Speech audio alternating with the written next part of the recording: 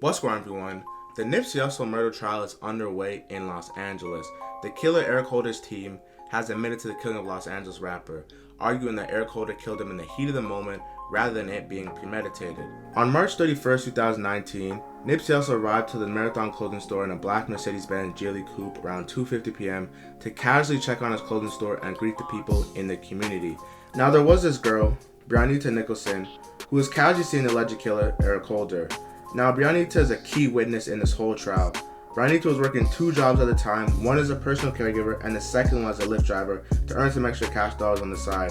Now, this is actually how she met Eric Holder, as Eric Holder was a passenger in her vehicle while he was using the rideshare app. They will continue to hang out and do things of that nature, and Brianita, like I said, is a key witness in this trial because she was actually the getaway driver responsible for him leaving after he killed Nipsey. Now, Eric Holder and Nipsey also actually knew each other as they grew up in the same neighborhood.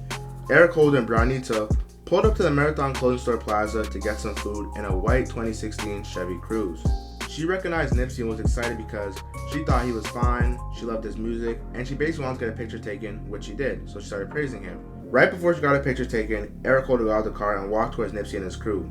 She followed and overheard talks of snitching, but wasn't clear who was a snitch and who exactly they're talking about. Standing at the Marathon Clothing Store in the crew was Nipsey Hussle, Cowboy, and Evan McKenzie known as Rampal. Now, Rampal is currently doing the race right now as he's on the run, as he was subpoenaed to court but did not show up. Rampal was a key eyewitness the day Nipsey Hussle got killed, and the prosecutors wanted to testify. The feds sent on a $500,000 bench warrant which arrests an individual who refused to speak or appear in court. Now, we all know cooperating and working with the feds and snitching is basically the worst thing anybody in that type of lifestyle could ever do, so he didn't do it. Cowboy, a member of Nipsey Hussle's crew, took the stand to speak about the nature of the conversation between Eric Holder and Nipsey Hussle on the day of March 31st, 2019. So Herman Douglas, better known to the public as Cowboy, was asked about the nature of his relationship with Nipsey Hussle, and he mentioned that in 2003 he met him when he was released from prison. Cowboy explained that Nipsey talked to Eric Holder about snitching allegations going around, that he needed to clear it up because it was very serious.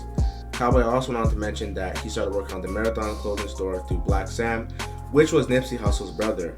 Cowboy went on to explain a conversation between Nipsey Hussle and Rampal about information he didn't declare in his statement. Now, this was said in a no-jumper interview, and the prosecutor tries to get at him because they're saying if you're not going to state everything, you're leaving out some details.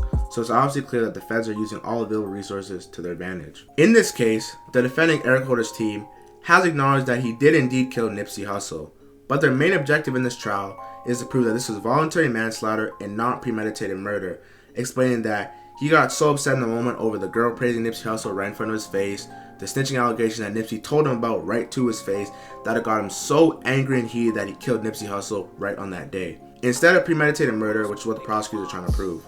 Listen, no disrespect to any public defenders out there representing citizens who can't afford a lawyer, but Eric Holder having a public defender in a murder trial was a lost cause from the beginning.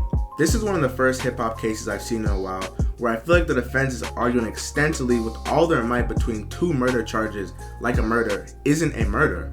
In past situations, defense lawyers do their best to make their client cop a plea deal, try and prove to the prosecutors that this wasn't them in the images or videos, or let alone say that they fear for their life in exchange for self-defense. None of these three options were used, therefore I view this as a lost cause. Now, I know that I said a murder is a murder, but there's actually a huge difference between the two murder charges. Now, if it were to be premeditated, they'll most likely give Eric Holder life without parole, or a crazy indefinite sentence of 90 to 100 years, where he'd basically die in prison. Now, if it were to be voluntary manslaughter, which is what the defense is vouching for, he may get 10 to 20 years depending on how the judge and jury are feeling, and he can try and come out and make up the time and continue living his life. Now, with regard to the Nipsey Hussle trial, everybody's hoping that justice is served for him and his family. Now, a quick breakdown on the whole Nipsey Hussle murder and events leading up to it is on my channel. I'll leave a prompt above, so go watch that. If you're interested in more information, subscribe for more.